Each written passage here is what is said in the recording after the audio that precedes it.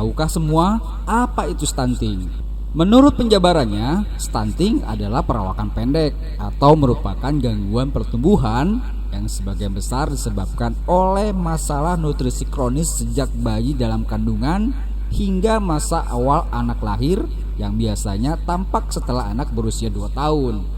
Menurut Kementerian Kesehatan Republik Indonesia, balita pendek atau stunting bisa diketahui bila seseorang balita sudah diukur panjang dan tinggi badannya, lalu dibandingkan dengan standar, dan hasil pengukurannya ini berada pada kisaran di bawah 0. Lalu bagaimana cara mendeteksi stunting? Pertumbuhan dan perkembangan merupakan hal yang seharusnya selalu dipantau pada setiap kunjungan ke dokter.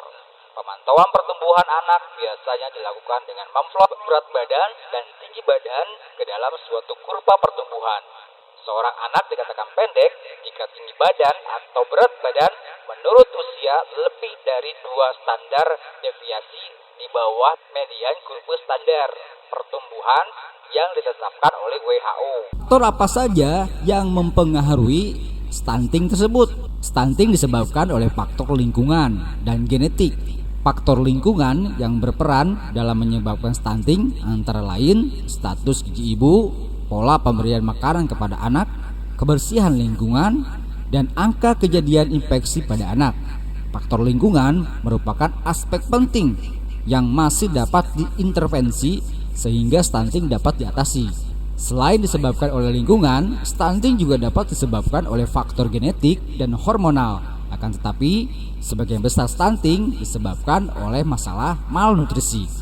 Sebaiknya deteksi dini stunting dilakukan pada saat awal kehamilan sampai anak berusia 2 tahun atau yang biasa disebut periode 1000 hari pertama kehidupan. 1000 hari pertama kehidupan merupakan periode kritis terjadinya gangguan pertumbuhan, termasuk perawakan pendek. Pada periode 1000 hari pertama kehidupan ini sangat penting untuk dilakukan pemantauan pertumbuhan dan perkembangan secara berkala, dan tentu saja pemenuhan kebutuhan dasar anak yaitu nutrisi dan stimulasi.